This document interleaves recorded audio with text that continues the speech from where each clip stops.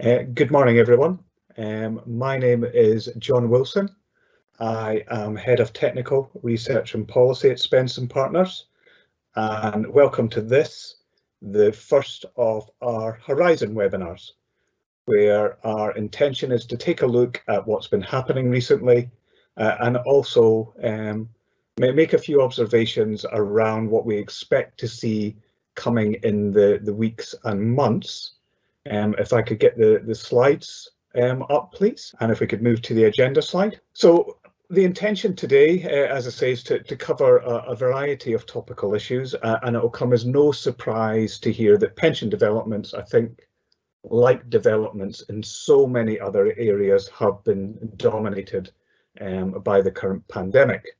But I don't want to speak exclusively to COVID-19 because there have been some other important developments in the pension sector, and I think perhaps moreover that there are some important things to come as well, including some important issues that we should find out more about within the next few weeks or perhaps the next couple of months. Just before we get started, a little bit around housekeeping. On these Teams live events, normally everybody but the speaker is muted. But that does not mean that you cannot be involved, and indeed we would really appreciate your involvement. So you can hopefully see on your screen that there is a live event Q&A box, and you can make all your comments, observations, questions in that, and we'll try and pick things up as we go along, maybe do a roundup towards the end. But what I will say is, because I know we have a finite amount of time, is that any question that is posted, if I can't answer it during the currency of the webinar, then I will take it away and do a response in writing. We'll probably send out the slides, maybe with a note of some of the Q&As as well for you to have as a bit of a takeaway. And in fact, that's going to be one of a number of takeaways that I will refer to throughout the next half a dozen or so slides. So without further ado, if we could move on again, please, to the first substantive slide. And I did say right at the start that pension issues have been dominated by COVID-19 at the moment. And in response to that, we have received substantial guidance from pensions regulators and various other pension bodies, probably the key guidance coming from the UK pensions regulator. And I just wanted to go through some of the key issues that have come out of that guidance. I suppose if you read nothing else, please do be aware of this. So starting with pension scheme funding, and for the time being, I'm looking at defined benefit pension scheme funding.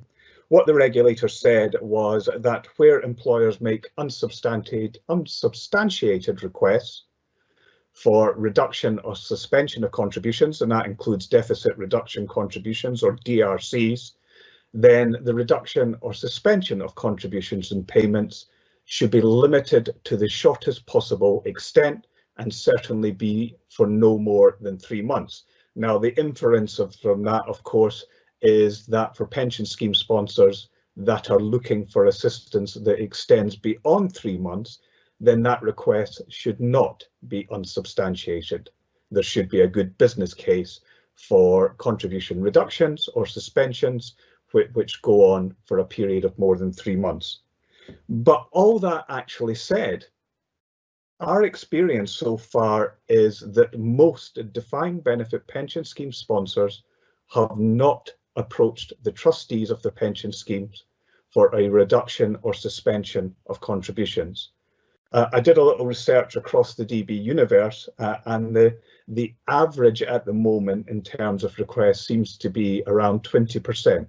So 1 in 5 sponsors asking for some help with DB pension scheme funding over the past 10 weeks or so. But our own experience has actually been quite substantially less than that. In terms of our own client base, our experience has been a request rate of about 1 in 10. And the only common thread that we've seen in terms of these requests is that for most of them, it is from a sponsor who was perhaps already under a little bit of stress in terms of the employer covenant. Positively, I think, from the point of view of at least the pension scheme sponsor, in the majority of cases, and I would say that's probably around 2/3 to 3/4, the trustees were able to get themselves comfortable to agree to the employer's request. Perhaps not for the full time frame that was requested, but certainly to be able to give a little bit of relief to the DB sponsor during these times. I think the other thing to be aware of is that, obviously it is very early days, and I suspect what we will see is more requests for help, not just during the current lockdown, but as we see further loosening of the restrictions around COVID-19. Following on from the specific coronavirus guidance, the regulator also published its annual funding statement for 2020 a little bit later than usual because of what's going on at the moment. But this is really worth a read. It builds on the guidance that was already out, and for me, most helpfully, it has an appendix with a list of the kind of issues that pension schemes might be facing now and in the future, and some of the mitigations that might help them with the challenges that they're facing. So I did say that I would allude to some takeaways from today, and I think the first takeaway in terms of the substantive slides is, if you have not looked at it already, it is worth pulling out that annual funding statement from the pensions regulator website, and if nothing else, having a little look at the table about some of the challenges that schemes are facing at the moment and some of the actions that they might take in response to those challenges. There is a Spence and Partners summary of the annual funding statement, which will hopefully mean you don't need to read the full statement, which is a bit longer than normal, again, for reasons we are all aware of. So enough on funding. If we could move on to the next slide, please. And just a quick look at investment and transfers, mainly because there isn't really that much to say. I mean, on investments, of course, trustees should have got some advice in terms of the impact of the pandemic on their pension scheme assets. But our experience and the experience of the DB universe seems to be that very little has changed. According to a survey by the Pensions and Lifetime Savings Association, only 6% of schemes have so far changed their investment strategy in response to the coronavirus. And there may be various reasons for that. It may be, that these schemes have already taken hedging actions, so they have been somewhat protected against what has happened to markets. And it may be just that this is not the right time to do anything, and we may see further changes to investment strategies over the coming months. Transfers, there was opportunities to make changes in relation to transfer values from defined benefit pension schemes. The pensions regulator gave the go-ahead for trustees to decide to suspend their cash equivalent transfer quotations for up to 3 months. But the reality is we are not aware of any schemes at our own business that have decided to actually make use of that concession. And I believe the experience elsewhere is similar. If there have been some requests, that they are few and far between. One thing that is worth noting, though, is that the regulators, and this is both the pensions regulator and the Financial Conduct Authority, have asked that where there are requests to transfer out of a defined benefit pension scheme, that a standard letter from the regulator and the FCA should accompany these transfer requests. And there has been, I think, a little bit of pushback on the content of that letter, but mainly in the sense that it seems to be written from the perspective that trying to get people to reflect or even change their mind on taking a transfer out, where in actual fact, for specific individuals, there may be very, very good reasons why a transfer has been chosen. So what we have seen is that while we are adhering as advisors and administrators to the regulator's advice to send this letter with transfer requests, we have seen some of our clients actually asking for further information to be issued with the transfer quote, if you like, to balance a little bit about what the regulator says, and to include some reasons as to why people might still choose to transfer out notwithstanding guidance that's coming from both TPR, the pensions regulator, and FCA, the Financial Conduct Authority. Just finally on that slide, the message that we're getting from the pensions regulator is that in the current environment there is an increased risk of pension scams. So people being told that they can access their money at a time which would not normally be available, people being told they can access their money in a way which would not normally be available, such as, you know, maybe taking more than the amount of tax-free cash which is normally offered, or people being offered, you know, particular investments that may be very, very high risk. We have not seen a huge amount of evidence of an increased risk of pension scams amongst our own schemes. My understanding is that our experience is very analogous to the experience of other pension schemes. But the pensions regulator, again, both TPR and FCA, believe that this is a very real and present danger. So it's maybe something else, again, to be aware of in terms of the transfer value quotation process. If nothing else, just making sure that the letter I alluded to is issued, but have a look at that letter and make sure, particularly as trustees of pension schemes, you're happy with the messaging.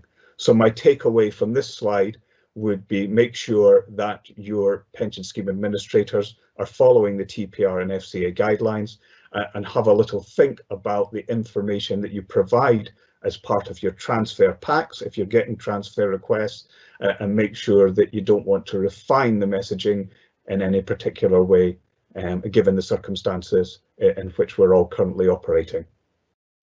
If we could move on again, please. So just a little bit around governance just now on management and oversight. It is recognised that there will be a little bit of slippage with things just now. You know, with lockdown, people were at home, that there could be delays in information being sent in to schemes and information being sent out. So helpfully, the pensions regulator is, you know, not surprisingly, not wanting to be inundated with you know, things that are technical breaches, but are probably not of material significance to the pensions regulator in the exercise of its duties. So what they're saying is if a breach has happened, but look, you've sorted it, then don't worry too much about reporting to the regulator, but keep a note of what's happened and keep a note of what you did about it. So have that audit trail just in case the pensions regulator comes calling. But just a couple of points in areas where the pensions regulator has provided some really specific guidance. And I think these are quite topical because we're now in the season for issuing this information. And what I mean by that is a lot of scheme year ends are end of March or beginning of April or maybe end of tax year. And they're probably starting to turn their mind now to the annual information that needs to be issued to their members, or at least made available to them. So I'm thinking here about the annual benefit statement and the annual chair statement that defined contribution pension schemes have to do, and which we expect maybe as early as next year, defined benefit pension schemes will need to do something similar. Now, with these statements going out, that there will obviously maybe be information in them that is of particular concern to members. And I'm thinking in particular with benefit statements around defined contribution benefits, where I would have thought it is more likely than not that perhaps, you know, members' pension pots and investments have gone a little bit south.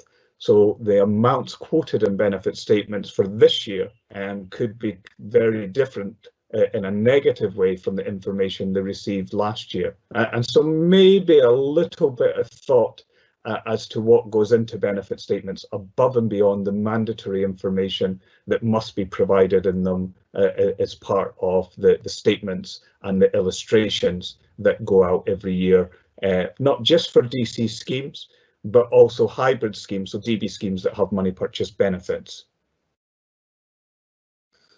I think then that's probably all I want to say on that slide. My takeaway number 3 on management and oversight would be where you are issuing information to members, where there has been a material impact on that information, as a result of the current pandemic, then perhaps it is worth, including a little bit extra narrative in the information that you provide before that information is sent to members. And it might just help you in terms of managing and reducing individual queries that you could get in response to information that people might find a little bit alarming.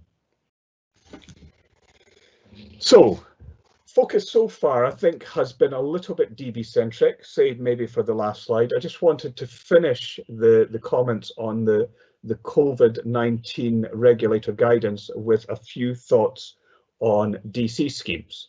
And for me, the overarching message around defined contribution pension schemes, and I probably include in this both trust-based occupational pension schemes and group personal pensions, contract-based schemes operated by employers, is the information that you're providing to members. So again, building on what I said around the governance slide there, invariably your members are going to have concerns around what's happening with their retirement accounts in the current environment, and perhaps it is worth preempting some of the queries and requests that you get from your members by being proactive and sending something out to them.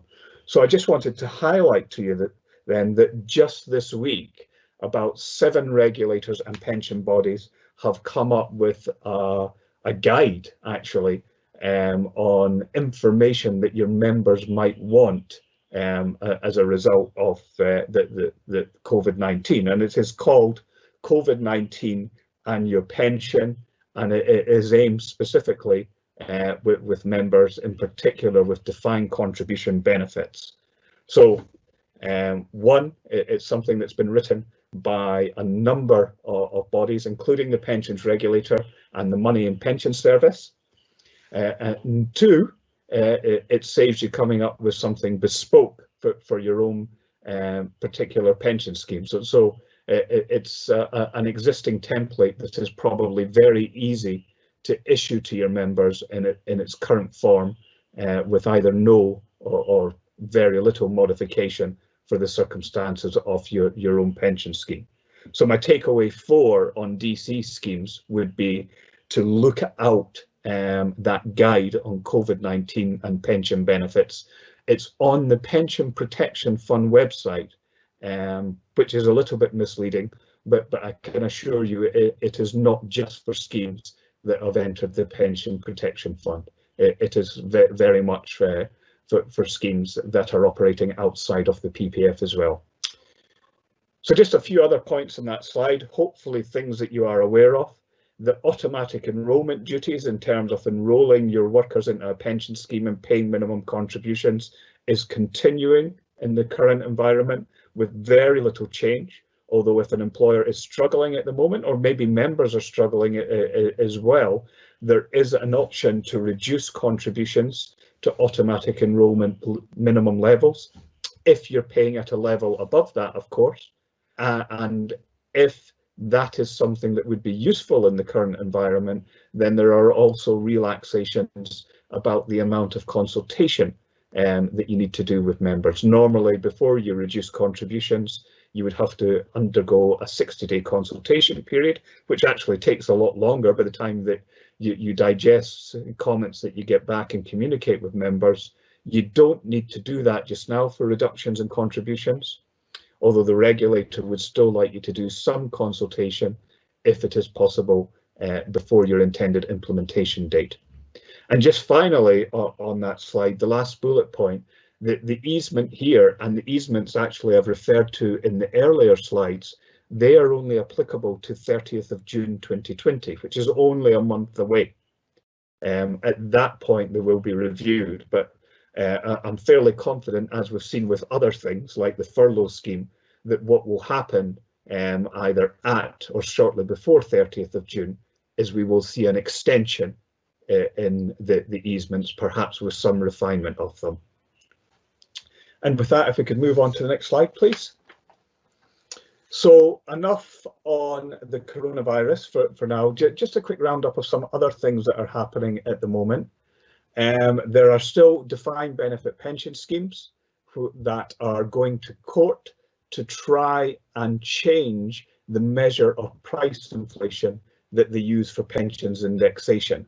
And by that I mean the measure of price inflation, such as the retail prices index or consumer price indexation, that they use for increasing pensions once in payment. There have been 2 court cases just in the past month or so, and both of them have failed in the sense that the employer wanted to move from RPI to another index such as CPI, but it was held that for so long as RPI is around, the employer must use RPI as the measure of price inflation for pensions indexation, which comes at a cost to the pension scheme relative to CPI, which might have resulted in a reduction of liabilities. But I will come on to a future development that might change that for all employers, and not just those employers that have tried to litigate to get change. New investment disclosures from October 2020. I really hope that your investment or just your client relationship manager has already spoken to you about this. If you sign your pension scheme accounts on or after the 1st of October 2020, then there is new information that you need to provide in terms of investment and disclosure regulations. And some of that new information must be made available on a publicly accessible website. So if, for example, you have a scheme year end of 5th of April 2020, and your intention is that the accounts will not be signed off until perhaps 5th of October 2020, then you do need to speak to your service providers about the additional duties that you will need to comply with as part of completion of your accounts for this year. And new legislation being introduced into Parliament just at the end of last week, I think. Now, a lot of people think this was in response to COVID-19, but the timing of it is, but the legislation itself was actually subject to a consultation which is as old as 2018. But in any event, the long and short of it is that the new legislation, the Corporate Insolvency and Governance Bill, is introducing new rescue options for companies, obviously, into the UK. It's very early days. It still needs to go through Parliament, but I think it will go through Parliament really, really quickly. But our initial reaction is overall, we actually think that the additional rescue culture being introduced into the insolvency framework is probably quite good news for defined benefit pension schemes, which are usually unsecured, albeit materially unsecured pension creditors as opposed to secured creditors. So some other developments, and if we could move on to the final slide, please, just a little comment or two about things to look out for. We've spoken already quite a bit about defined benefit funding, and in the pipeline, both in terms of legislation, a new pension schemes bill, and moreover, a new code of practice on funding. There is an ongoing consultation around the funding of DB schemes, which was due to end fairly shortly. The consultation period has been extended to later in the year for reasons we're all aware of. But the latest from the pensions regulator is that the proposals and principles in that funding consultation are as relevant now as they were before the current crisis. They still expect the new principles to be introduced, which could be as early as next year. And the overall effect of this is that it's something that you do need to speak to your scheme actuary about, because I think for many it will be more money going into more pension schemes more quickly, maybe at a time where it's very, very difficult, for that additional funding to be found. So although this is prospective changes, I think it's worth having a feel for what might be coming in the next 12 to 18 months. The way that pensions are increased in payment, I've already covered as well. When I'm saying at the moment, it's a bit of a lottery. It depends on what scheme rules say, and if pension schemes that end up in court, it depends how the court interprets it. And I would say that overall, for the cases that have been reported, most attempts to have the measure of price inflation change from, say, RPI to CPI have been unsuccessful, I would say in about 80% of cases. But a consultation on a proposed change to the retail prices index as a measure of price inflation, moving to a CPIH measure of price inflation, could be a real game changer. Depending on how that's introduced, and it might not be introduced for a number of years, the effect of it could be that for many schemes, even for pensions and payment, from the date of change, pensions will increase in line with a CPI measure rather than an RPI measure, which is potentially good news for sponsoring employers, but it does depend on scheme assets and liabilities. But it is maybe a tricky issue for pension scheme trustees, in the sense that they might need to consider how they want to respond to this and whether they want to speak to the employer about maintaining the way that the scheme currently provides for pensions to be increased. A little bit of speculation on that third bullet point there, the fallout from lockdown measures. What I'm alluding to here is that we're still going through the crisis at the moment, but we're starting to see some of the restrictions loosened. But at some point, the impact on this on the public finances is going to have to be visited, and difficult decisions taken in terms of how all the support put in place over the past few months is going to be paid for. And I do have this worry, which is based partly on experience, that pension schemes might be seen as a bit of a soft target in terms of helping repair the public finances damage that I've just alluded to.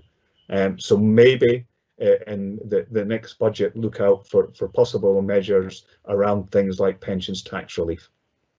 LBG3 there, so sorry, it's a little bit cryptic. I am referring there to the third hearing in the Lloyds Banking Group GMP equalisation case. We're hopefully all familiar now with the October 2018 ruling, which provided that pension schemes must address benefits in terms of the impacts of GMP and make the necessary changes for inequalities that arise from GMPs as between men and women. There was a third hearing just a couple of weeks ago. It lasted about 7 days. And it was looking at the past, and what I mean by that, as to where liabilities fall, where there has been past transfers and lump sum payments which were paid out before schemes appreciated they needed to make an uplift for GMP inequalities. The arguments there went in all different directions. The members' representative and the government arguing that liability for unequal past transfers rests with the original transferring scheme. Lloyds Bank and the trustees, surprisingly, arguing that liability for topping up unequal transfers lies with the receiving scheme. All these issues and all these arguments have now been submitted, and the judge in that case, Lord Justice Morgan, is deliberating over them, and we expect his ruling on past transfers to be issued, if not next month, hopefully fairly early in July. So that really kind of completes the picture in terms of the Lloyds Banking Group hearings around GMP equalisation. And 2 points there. We will get lots of information around what has happened with benefit payments in the past from this most recent hearing, but it doesn't detract from the fact that we know now, since October 2018, that benefits coming into payment from that date should have been adjusted for GMP inequalities. And if you haven't already done so far, it really is time to think about getting GMP equalisation ready, to think about what method that you want to use for equalising benefits for GMPs, and whether there's any interim measures that you could introduce now, such as where people are transferring out, making sure that they're getting an equalised transfer, so you don't need to go revisiting all cases that have occurred since the 2018 ruling. And finally, just to give it a little bit of a mention, but because there was a point, I think, up to the current crisis where you had no seminar that didn't mention it. Brexit negotiations are ongoing. The third round of negotiations were undertaken quite recently, The government, as I understand it, is remaining entrenched in terms of us leaving the EU proper at the end of this year, following the current transition period. And it might be interesting to see, what happens in terms of legislation which has an EU influence once there is no longer a requirement for the UK to comply with EU directives. And also from the end of this year, it will no longer be possible for UK courts to make referrals to the European Court of Justice in terms of matters where an interpretation of EU law is required. And really, that was my Horizons roundup for today. That's the final substantive slide. I think, just continuing those takeaways today. My one on other developments would be make sure you're ready to comply with the investment disclosures from October, if necessary. And my one on the what to look out for would be, if you have not already started your GMP inequality discussions, they really should be underway now. It's now over a year and a half that pension schemes have been paying incorrect entitlements, and there must become a point where that becomes untenable. And I'm looking now at my Q&A box. I don't think that anything has been posted. I'm also conscious of the fact that we promised that the webinar would last until 10 o'clock, and we've just gone past that. So again, just checking no last minute questions and not wanting to detain anyone longer than is necessary. Thank you very much for attending. As I say, this is a first of a series of webinars that we propose to run round about the last Thursday in every month. So the next one will be in June, whatever the last Thursday is in that month. We will get invites out as soon as possible. If there is something that occurs to you after the webinar, please just get in touch and we'll help. If there are topics that you would like us to cover at future webinars, let us know and we will try and do so. And as I spoke there, something has been posted, so I will just quickly answer that question. Is there any expectation of further guidance from the pensions regulator to extend some of the current easements beyond the end of June? Our expectation, while we haven't seen anything yet, is the answer to that in question is an emphatic yes. Yes, we think the regulator will review what they've done in light of experience, and there will be further measures after June. I think there's going to have to be. I've said at the moment there have not been a huge raft of requests for help with DB pension scheme funding. I'm not sure that will necessarily remain the case. Some of our restructuring specialists think that actually the majority of requests that employers will make have actually still to come. That will be made in the future at a point when actually businesses are getting back to some kind of normality. And with that, no further questions. So just to say thank you very much for attending. Please do get in touch if there's something you would like at one of the future webinars, and have a good day and keep safe. Thank you very much.